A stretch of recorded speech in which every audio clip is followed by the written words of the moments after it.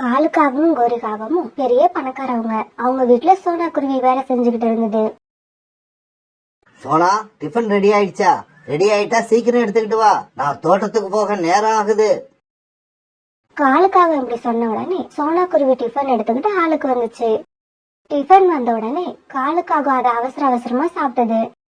கோரி, எனக்கு டைம் ஆகுது, நான் தோட்டத்துக்கு கிளம்புறேன். அப்புறம் உன்னோட தோழி யாரோ இன்னைக்கு வராங்கன்னு சொன்னல? ஆமா காலுஜி, அவ வர்றப்ப நீங்க வீட்டுல இருந்தா நல்லா இருக்கும். ஆமா ஆமா, உன் தோழி வர்றப்ப நான் வீட்டுல இருந்தா உனக்கு நல்லா இருக்கும். ஆனா நம்ம தோட்டத்துல இருக்க மரங்களுக்கெல்லாம் நல்லா இருக்காது. எனக்கு இன்னைக்கு தோட்டத்துல நிறைய வேலை இருக்கு, நான் கிளம்புறேன். முடிஞ்சா இன்னைக்கு கொஞ்சம் சீக்கிரமா வரேன். இப்படி சொன்ன காலுக்காகவும் பிறகு தன்னோட தோட்டத்துக்கு பறந்து போச்சு. இப்படி தன்னோட தோட்டத்துக்கு போன காலுக்காகவும் அங்க உள்ள ஆப்பிள் மரங்களுக்கு தண்ணீர் ஊத்த ஆரம்பிச்சது. கோரி அக்கா, இன்னைக்கு என்ன ரொம்ப சந்தோஷமா இருக்கீங்க? என்ன விஷயம்? சோனா, நான் உங்ககிட்ட சொல்ல மறந்துட்டேன். இன்னைக்கு என்னோட பழைய தோழி ஒருத்தி என்ன சந்திக்க வரா. ரொம்ப நாள் கழிச்சு பாத்துக்க போறாமா, அதனாலதான் சந்தோஷமா இருக்கேன். அப்படியா கோரி அக்கா, 2 பேரும் ஒன்னா படிச்சீங்களா? ஒரே ஸ்கூல்ல தான் படிச்சோம். ஆனா அவ என்னை விட 2-3 வருஷம் ஜூனியர். அப்புறம் சோனா, இன்னைக்கு ஹாலுக்கு கொஞ்சம் மாப் போட்டு விட்டுரு. பாத்திரத்தை எல்லாம் கழுவி வச்சுட்டு இப்ப மாப் போட தான் ஹாலுக்கு வந்தேன். சோனா, என்னோட தோழி இங்க கொஞ்ச நாள் என் கூட இருப்பான்னு நினைக்கிறேன். சரி, அவ வர்றதுக்குள்ள நான் போய் அவளுக்கு ஏதாவது பழங்கள் வாங்கிட்டு வந்துடுறேன். நீங்க போய் பழங்களை வாங்கிட்டு வாங்க. நீங்க வர்றதுக்குள்ள நான் இந்த ஹாலுக்கு மாப் போட்டு சுத்தமா வச்சிருக்கேன். சோனா இப்படி சொன்ன உடனே கோரிக்காவும் தன் தோழிக்காக பழங்களை வாங்க மார்க்கெட்டுக்கு பறந்து போச்சு. பிறகு சோனா குருவி அந்த ஆளுக்கு மாப் போட ஆரம்பிச்சது. பழங்களை வாங்க போன கோரிக்காகம் வரத்துக்கு முன்னாடி கோரிக்காகத்தோட தோழி சாவி வீட்டுக்கு வந்துருச்சு. தலையிலக்குள்ள கையில கேப்னு கோரிக்காகத்தோட தோழி சாவி பாக்குறதுக்கு ரொம்பவும் மாடர்னா இருந்தது. குருவி, நீ இந்த வீட்டுல என்ன செய்யற? இது என்னோட தோழி கோரி வீடு தானே? இது உங்க தோழி கோரியக்கா வீடுதான். நான் உங்க வீட்டுல வேலை செய்யறேன்.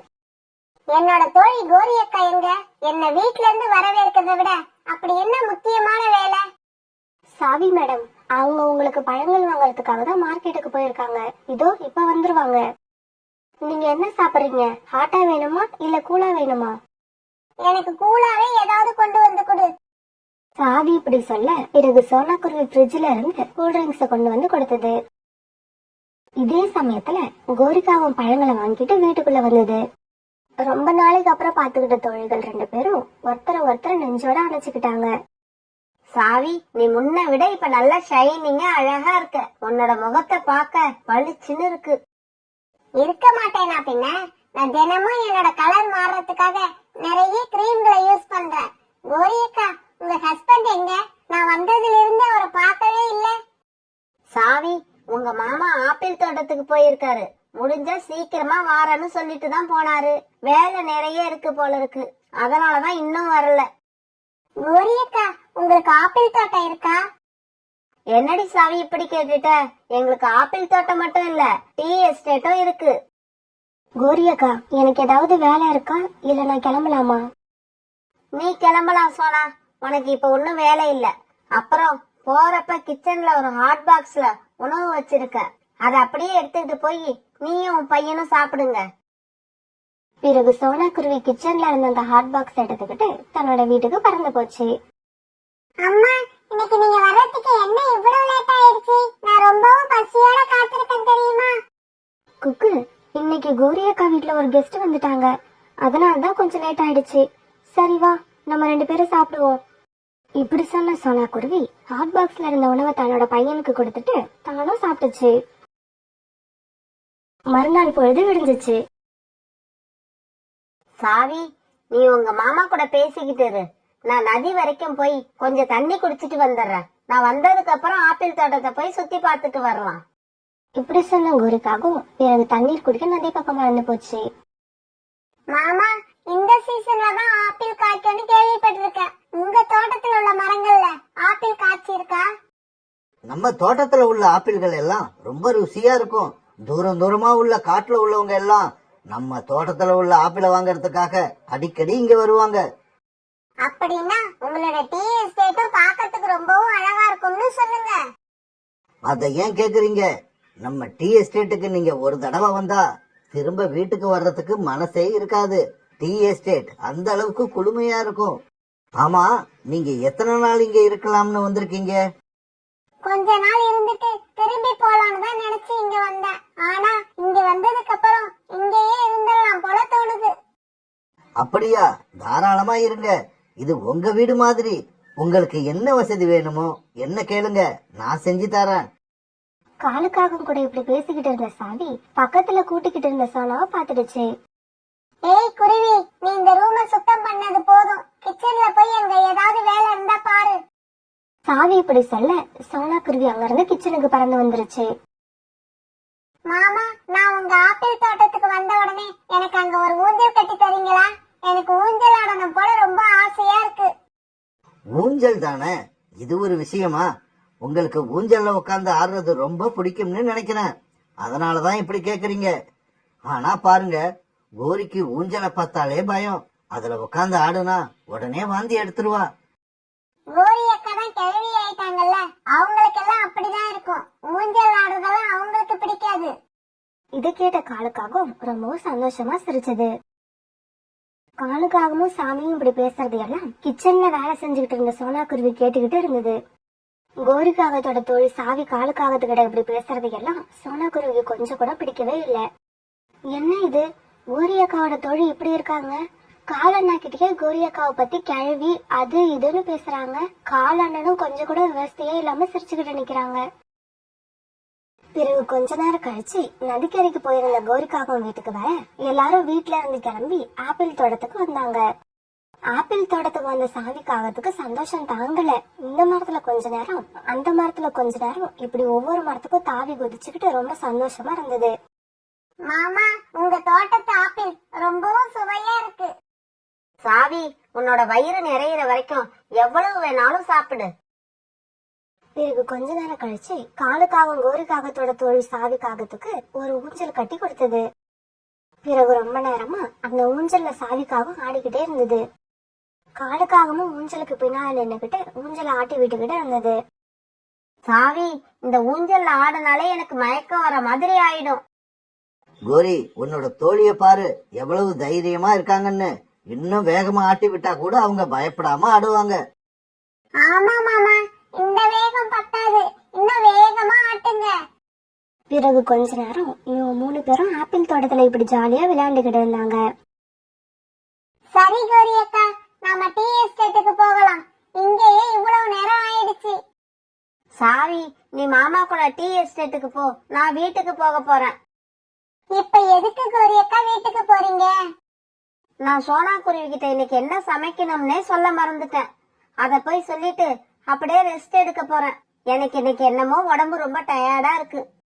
பிறகு கோரிக்காகம் தன்னோட வீட்டை நோக்கியும் காலுக்காகவும் சாவிக்காகவும் டீ எஸ்டேட்டை நோக்கி பறந்து போனாங்க.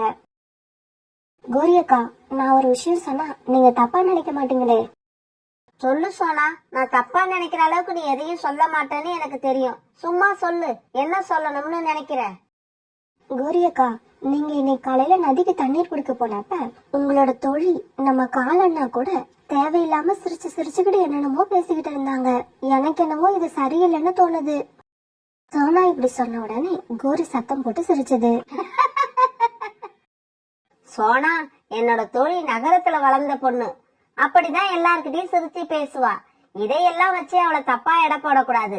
அவ என்னோட நீண்ட நாள் தோழி, ரொம்ப நல்ல பொண்ணு. நீ நினைக்கிற மாதிரி அப்படி பேசுறது எல்லாம் தப்பு கிடையாது.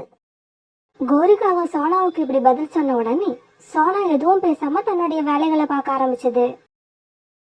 அங்க அப்படி ஒரு அருமையான ஆப்பிள் தோட்டம், இங்க ரொம்ப ரொம்ப குளுமையான டீ எஸ்டேட். என்னோட கோரி அக்கா ரொம்பவும் கொடுத்து வச்ச பொண்ணுதான். அப்படியா? உங்களுக்கு அந்த ஆப்பிள் தோட்டமும் இந்த டீ எஸ்டேட்டும் ரொம்பவும் பிடிச்சிருக்கா? ஆப்பிள் தோட்டமும் டீ எஸ்டேட்டும் மட்டும் இல்ல மாமா, உங்களையே எனக்கு ரொம்ப பிடிக்கும். காலுக்காகத்தை பார்த்து சிரிச்சுக்கிட்டே சாவிக்காக இப்படி சொல்லுச்சு. எனக்கு கூட தான் உங்களை ரொம்பவும் பிடிச்சிருக்கு. அது மட்டும் இல்லங்க, நீங்க இப்ப சிரிச்சுக்கிட்டே சொன்ன அந்த கடைசி வார்த்தை எனக்கு ரொம்ப ரொம்ப பிடிச்சிருக்கு. மாமா, கோரி அக்கா ஏன் அளவுக்கு அழகா இருக்காங்களா? என்ன சாவி இப்படி கேட்டுட்ட? அழகுன்னு பார்க்க போனா கோரி உன் பக்கத்துல கூட வர முடியாது. அதுவும் இல்லாம கோரிக்கு வயசு வேற ஆயிடுச்சு. இந்த மாதிரி எல்லாம் நான் யார் கூடயும் மனசு விட்டு பேசி ரொம்ப நாள் ஆகுது. அதனால நீ இன்னும் கொஞ்ச நாள் இங்க இருந்தீன்னா எனக்கு நல்லா இருக்கும்னு தோணுது. எனக்கும் தங்கணும் போலதான் ஆசையா இருக்கு. இருந்தாலும் கோரியக்கா சம்மதிப்பாங்களான்னு தான் தெரியல. இங்க தங்கறதுல உங்களுக்கு விருப்பம் தானே, கவலைய விடுங்க. கோரியை எப்படியாவது சமாளிச்சு உங்களை நான் இங்க தங்க வைக்கிறேன். எனக்காக பேசுறப்ப கொஞ்சம் பார்த்து பேசுங்க. கோரியக்காவுக்கு கோவம் வந்து உங்களை அடிச்சிட போறாங்க. சாவி, உன்ன மாதிரி ஒரு பொண்ணுக்காக அடி வாங்கறது என்ன, உயிரையே விடலாம்.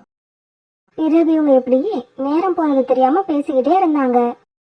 இவங்க இப்படி பேசிக்கிட்டே இருந்ததால சாயங்காலம் ஆயிடுச்சு. உடனே 2 பேரும் அவசர அவசரமா கிளம்பி வீட்டுக்கு பறந்து வந்தாங்க. என்ன காலேஜி, இன்னைக்கு இவ்வளவு லேட் பண்ணிட்டீங்க? எந்த வேலையா இருந்தாலும் சீக்கிரமா வீட்டுக்கு வந்துருவீங்க.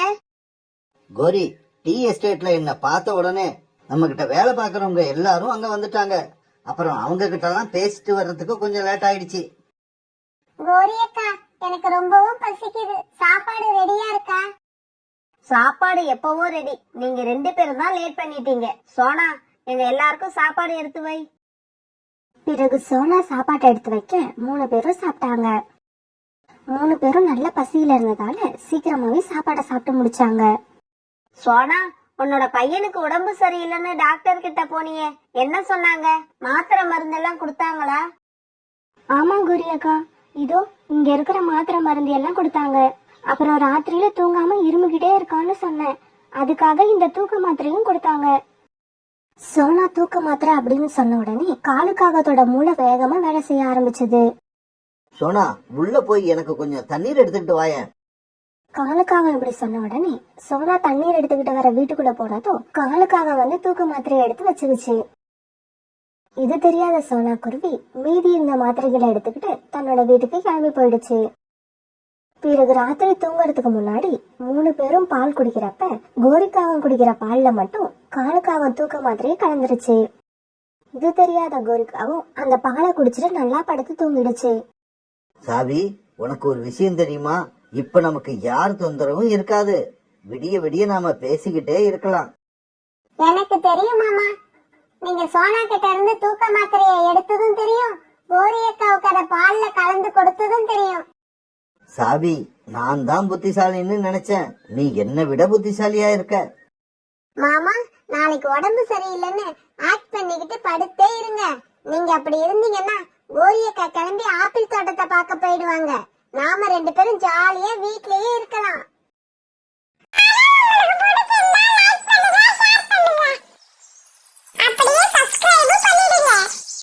அம்மா, டாக்டர் தூக்க மாத்திரை குடுக்கறேன்னு சொல்லிருப்பாரு. ஆனா அவர் கொடுக்கறதுக்கு முன்னாடி நீ வாங்காம வீட்டுக்கு வந்திருப்ப. இங்க வந்து தூக்க மாத்திரை காணோம் காணோம்னு தேடிக்கிட்டு இருக்க. இல்லடா குக்கு, எனக்கு நல்ல ஞாபகம் இருக்கு. டாக்டர் தூக்க மாத்திரை கொடுத்தாரு. நான் அதை எடுத்துக்கிட்டு வந்தேன். காலண்ணா கேட்டப்ப கூட அந்த மாத்திரையை நான் எடுத்து காமிச்சது எனக்கு நல்ல ஞாபகம் இருக்கு. மறுநாள் பொழுது விடிஞ்சிச்சு. காலுக்காகவும் சாவிக்காகவும் சீக்கிரமாவே எழுந்திரிச்சிட்டாங்க. ஆனா கோரி மட்டும் இன்னும் தூங்கிக்கிட்டே இருந்தது. மாமா, என்ன இன்னும் கோரி அக்கா தூங்கிக்கிட்டே இருக்காங்க? மறந்துட்டியா சாவி? இப்ப கோரி அக்கா அவங்களா தூங்கல, நாம போட்ட தூக்க மாத்திரை தூங்க வைக்குது. சரி சரி, நீங்க உடம்பு சரியில்லாத மாதிரி படுத்து தூங்குங்க. நான் கோரி அக்காவை எழுப்பி விட்டு ஆப்பிள் தோட்டத்துக்கு அனுப்பி வைக்கிறேன். சாவிக்காவும் இப்படி சொல்லிட்டு கோரிக்காகத்தை எழுப்பி விட்டுச்சு. கோரியக்கா, கோரியக்கா, எழுந்திருங்க. என்ன இவ்வளவு நேரம் தூங்குறீங்க? சாவியோட குரலை கேட்ட கோரிக்காகும் அவசர அவசரமா எழுந்திருச்சுச்சு. சாவி, என்னன்னே தெரியல, எனக்கு இன்னைக்கு இப்படி ஒரு தூக்கம் வந்துருச்சு. என்ன இது, காலேஜையும் இன்னும் எந்திரிக்கல. கோரியக்கா, மாமா உடம்பு சரியில்லை. நீங்க எழுந்திருச்சா ஆப்பிள் தோட்டத்தை பார்க்க இன்னைக்கு உங்களை போக சொன்னாங்க. அப்படியா? சரி சரி, இன்னைக்கு அவங்க வீட்லயே ரெஸ்ட் எடுக்கட்டும். சாவி, நீ கிளம்பு. நாம 2 பேரும் ஆப்பிள் தோட்டத்துக்கு போயிட்டு வருவோம். கோரியக்கா, இன்னைக்கு என்னமோ காலையில எழுந்ததுல இருந்து எனக்கும் தலைவலி அதிகமா இருக்கு. இன்னைக்கு என்னால எங்கேயும் வெளியில கிளம்ப முடியாது. சாவி, அப்படின்னா நீயும் படுத்து இன்னைக்கு நல்லா ரெஸ்ட் எடு. நான் மட்டும் ஆப்பிள் தோட்டத்துக்கு போயிட்டு சீக்கிரமா வந்துடுறேன். சாவிக்காக இப்படி சொன்ன உடனே கோரிக்காக மட்டும் பிறகு ஆப்பிள் தோட்டத்தை பார்க்கறதுக்காக பறந்து போச்சு. மாமா, நானும் தலைவலின்னு சொல்லிட்டு இன்னைக்கு வீட்லயே இருக்கேன். கோரி அக்காவுக்கு எங்க நம்ம மேல சந்தேகம் வந்துருமோன்னு பயமா இருக்கு. சாவி, கோரி என் மேலையும் உன் மேலையும் ரொம்ப நம்பிக்கை வச்சிருக்கா. அந்த நம்பிக்கையை அஸ்திவாரமா வச்சுதான் அது மேல நாம காதல் கோட்டையை கட்ட போறோம். காலுக்காக இப்படி சொன்ன உடனே சாவிக்காக வெக்கப்பட்டுக்கிட்டு திரும்பி நின்னுடுச்சு. காதல் கோட்டை மட்டும் தான் கட்டுவீங்களா இல்ல என்ன கல்யாணமும் பண்ணிப்பீங்களா? நம்ம கல்யாணத்துக்கு இப்ப இடைஞ்சலா இருக்கிற ஒரே பிரச்சனை கோரி மட்டும்தான். அந்த பிரச்சனையை தீர்த்துட்டா அதுக்கப்புறம் நமக்கு கல்யாணம் தான். இவங்க பேசுனது எல்லாத்தையும் கிச்சன்ல வேலை செய்யற சோனா குருவி கேட்டுக்கிட்டே இருந்தது. கோரி அக்காவோட தோழி இந்த வீட்டுக்கு எஜமானி ஆகணும்னு மும்பரமா வேலை செஞ்சுக்கிட்டு இருக்காங்க. கோரி அக்காவுக்கு இந்த விஷயம் எதுவுமே தெரியல. நம்ம எடுத்து சொன்னாலும் நம்பல. இப்படி இதை பத்தியே யோசிச்சுக்கிட்டு வேலை செஞ்சுட்டு இருந்த சோனா குருவி கையில இருந்த சில்வர் டம்ளரை கீழே போட்டுடுச்சு. காலுக்காகவும் சாவிக்காகவும் வீட்டுல யாரும் இல்லைங்கிற தைரியத்துல கண்டபடி பேசிக்கிட்டு இருக்க சமயத்துல திடீர்னு கிச்சனுக்குள்ள இருந்து டம்ளர் வீர சத்தம் கேட்டதும் 2 பேருமே அதிர்ச்சி ஆயிட்டாங்க. சோனா, நீ கிச்சன்லயா இருக்க? இங்க வா. காலுக்காக இப்படி கூப்பிட்ட உடனே சோனா குருவி அவசர அவசரமா ஆளுக்கு வந்தது. காலண்ணா கூப்பிட்டீங்களா? ஆமா, நீ எப்ப வேலைக்கு வந்த? நீ வீட்டுல இருக்கிறதே எங்களுக்கு தெரியாது. காலண்ணா, நான் எப்பவுமே விடிஞ்ச உடனே இங்க வேலைக்கு வந்துருவேன். இங்க பாரு குருவி, இன்னைக்கு நீ சீக்கிரமா வீட்டுக்கு போகலாம். இப்பவே கிளம்பு.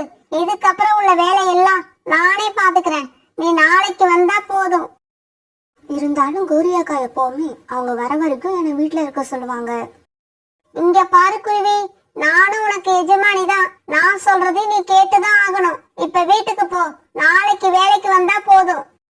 சாவிக்காக இப்படி சொன்னதும் சோனா குருவி எதுவுமே பேசாம வீட்டை விட்டு கிளம்பி வந்துருச்சு. கோரி அக்காவோட தோழி கோரி அக்காவுக்கு எதிராக இவ்வளவு பெரிய சதி பண்ணிக்கிட்டு இருக்கா. ஆனா கோரி அக்கா அவ மேல ரொம்ப நம்பிக்கை வச்சிருக்காங்க.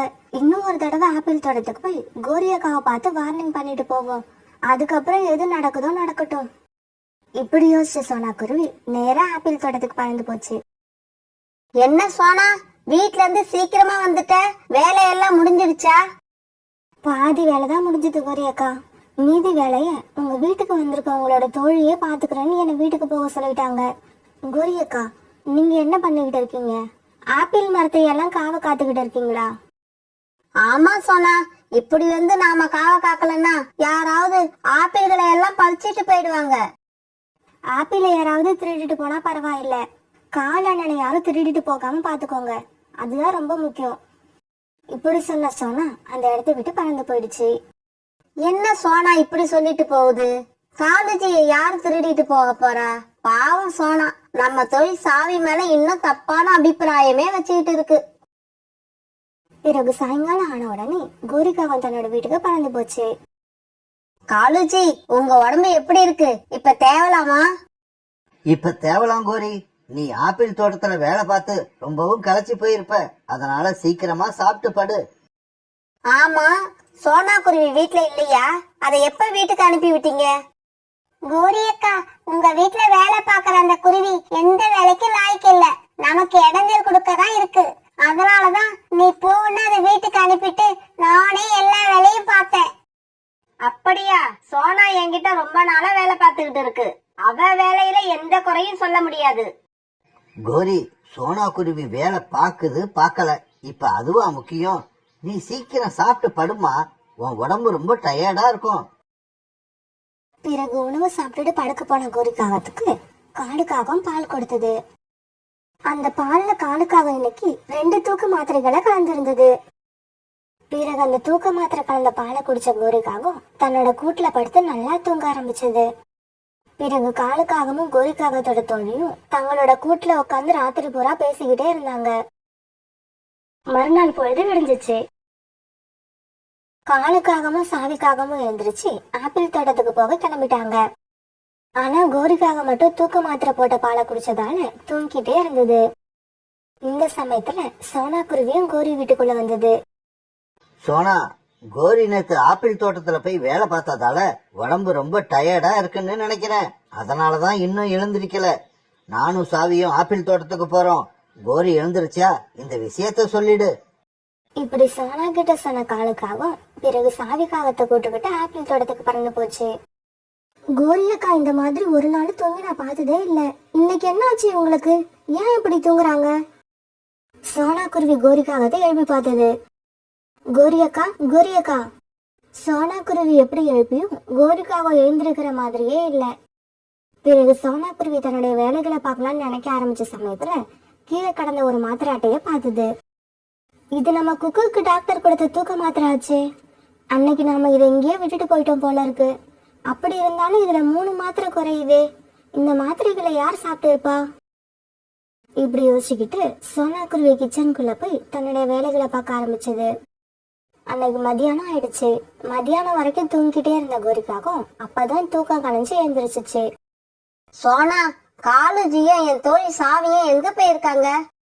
கோரியக்கா, காலையிலேயே அவங்க 2 பேரும் ஆப்பிள் தோட்டத்துக்கு போயிட்டாங்க. உங்களை எழுப்பி பார்த்தாங்க, நீங்க தான் எழுந்திருக்கல. இப்ப மதியானம் ஆயிடுச்சு, இப்பதான் எழுந்திரிச்சிருக்கீங்க. என்னது, மதியம் ஆயிடுச்சா? சோனா, நான் எப்படி இவ்வளவு நேரம் தூங்கினேன்? நான் தூங்குனதை நினைச்சா எனக்கே ஆச்சரியமா இருக்கு. தூக்க மாத்திரைய போட்டுக்கிட்டு படுத்த மாதிரி அப்படி ஒரு தூக்கம். கோரிக்காகன் தூக்க மாத்திரைங்கிற வார்த்தையை சொன்ன உடனே சோனா குருவியால என்ன நடந்திருக்கும்னு ஓரளவு யோகிக்க முடிஞ்சது. கோரியக்காவுக்கு குக்குவோட தூக்க மாத்திரை எடுத்து வச்சு யாரோ பால்ல கலந்து கொடுத்துருக்கணும். அதனால்தான் கோரியக்கா இப்படி தூங்கியிருக்காங்க. பிறகு சோனா குருவி கோரிக்காக இப்படி தூங்குறதுக்கு காரணம் என்னங்கிறத தூக்க மாத்திரையை காட்டி தெளிவா எடுத்து சொல்லுச்சு. அவங்க 2 பேரும் தனியா போறதுக்காக தான் உங்களை இப்படி மாத்திரை போட்டு தூங்க வச்சிருக்காங்க. அதுவும் இல்லாம உங்க தோழி காலண்ணனை கல்யாணம் பண்ணிக்கவும் திட்டம் தீட்டிக்கிட்டு இருக்காங்க. அவங்க பேசினதையெல்லாம் நேத்து நான் கிச்சன்ல வேலை செய்யறப்ப கேட்டுட்டு தான் இருந்தேன். கோரியக்கா, நான் சொல்றதை இப்பவாவது நம்புங்க. இன்னும் நீங்க அவங்க 2 பேரையும் நம்பிக்கிட்டு இருந்தா உங்க உயிருக்கே ஆபத்து வந்துடும். சோனா, இங்க நடக்கிறதெல்லாம் பார்க்கும்போது நீ சொல்றது சரிதான்னு நினைக்க தோணுது.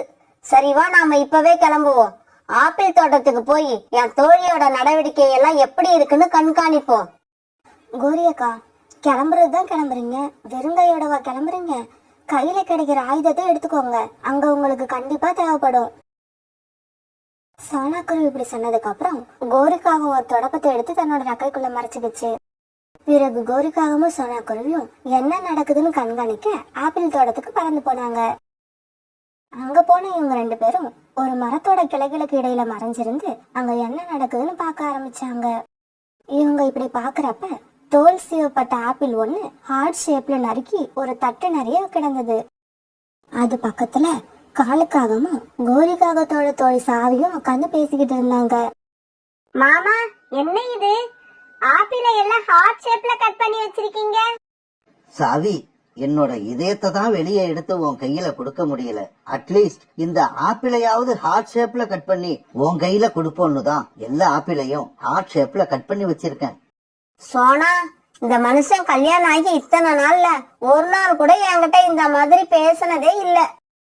கோரியக்கா, உங்க வீட்டுக்காரர் மட்டும் இல்ல, எந்த கணவனுமே மனைவி கிட்ட இப்படி எல்லாம் பேசவே மாட்டாங்க. மாமா, நம்ம கல்யாணம் பண்ணிக்க இடைஞ்சலா இருக்கிற கோரியக்காவை எப்படி தீர்த்து கட்டுறது? சாவி, இப்ப ஏன் அதுக்கு அவசரப்படுற? அதையெல்லாம் பிறகு மெதுவா யோசிக்கலாம். மாமா, இதுல யோசிக்கிறதுக்கு ஒண்ணுமே இல்ல. முதல் நாள் ஒரு தூக்க மாத்திரை போட்டோம், மறுநாள் 2 போட்டோம். இன்னைக்கு என்ன தெரியுமா பண்றோம்? இருக்கிற தூக்க மாத்திரை எல்லாத்தையும் போட்டு கோரியக்காவை ஒரே அடியே தூங்க வச்சிடறோம். இப்ப இப்படி பேசிக்கிட்டு இருக்கும்போது கோரிக்காகவும் சோனாக்குருவியும் அவங்களுக்கு எதிரில வந்து நின்னாங்க. கோரியக்கா, நீங்க எப்படி இங்க? நீங்க அதுக்குள்ள எந்திரிப்பீங்கன்னு நான் நினைக்கவே இல்ல. ஆமா, நீ சொல்றது உண்மைதான். இந்த கோரி உங்க 2 பேர் மேலேயும் நம்பிக்கை வச்சு கண்ணை மூடிக்கிட்டு தான் இருந்தா. அது தப்புன்னு எனக்கு எடுத்து சொல்லி இந்த சோனாதான் என்னோட கண்ணை திறந்து விட்டுது. இப்ப நான் இங்க என்ன நடக்குதுன்னு நல்லாவே தெரிஞ்சுக்கிட்டேன். கோரி, தயவு செய்து என்ன மன்னிச்சிரு. நான் ஏதோ தெரியாம பண்ணிட்டேன். என் மேல எந்த தப்பும் இல்ல. காலுஜி, உங்க மேல எந்த தப்பும் இல்ல. என்னோட தோழி எனக்கு துரோகம் பண்ண மாட்டான்னு அவ மேல நம்பிக்கை வச்சு வீட்டுக்குள்ள விட்டான் பாருங்க, அது என்னோட தப்பு. கோரியக்கா, இன்னும் என்ன பேசிட்டு இருக்கீங்க? உங்களை ரொம்ப தூரத்துல இருந்து பார்க்க வந்த உங்களோட தோழிக்கு ஏதாவது கிஃப்ட் கொடுத்து அனுப்புங்க. சோனா, நல்ல வேலை நீயாவது ஞாபகப்படுத்தின, இல்லன்னா இவளை நான் வெறுங்கையோட அனுப்பி இருப்பேன். பிறகு தான் அக்கைக்குள்ள மறைச்சு வச்சிருந்த தொடப்பத்தை எடுத்து தன்னோட தோழியை அடி வெளுத்து வாங்குச்சு. சாவி கிட்ட தொடப்பத்தால அடி விழுந்த பார்த்த காலுக்காகவும் அங்க இருந்து தப்பிச்சோம் பிழைச்சோட பறந்து போயிடுச்சு. இங்க பாருடி, இதுக்கப்புறம் உன்னை நான் எங்கேயாவது பார்த்தேன்னு வச்சுக்க, பறக்கறதுக்கு அப்புறம் உனக்கு ரெக்க இருக்காது, ஓடிடு இங்க இருந்து. தான் செஞ்ச தவறால தன்னோட தோழி கையாலேயே அடி வாங்கி அவமானப்பட்ட சாவிக்காகவும் வெக்கத்தோட அந்த இடத்த விட்டு பறந்து போயிடுச்சு. கௌரி அக்கா, உங்க தோழிக்கு gift கொடுத்து அனுப்பி வச்சிட்டீங்க. காலண்ணாக்கு gift எப்ப கொடுக்க போறீங்க? உங்க அண்ணன் எங்க ஓடி போக போறாரு? எங்க போனாலும் வீட்டுக்கு தான் வந்தாகணும். எனக்கு எப்பப்ப இந்த நினைப்பு வருதோ அப்பெல்லாம் உங்க அண்ணனை வீட்டுல உட்கார வச்சு gift கொடுத்துக்கிட்டே இருக்க வேண்டியதுதான்.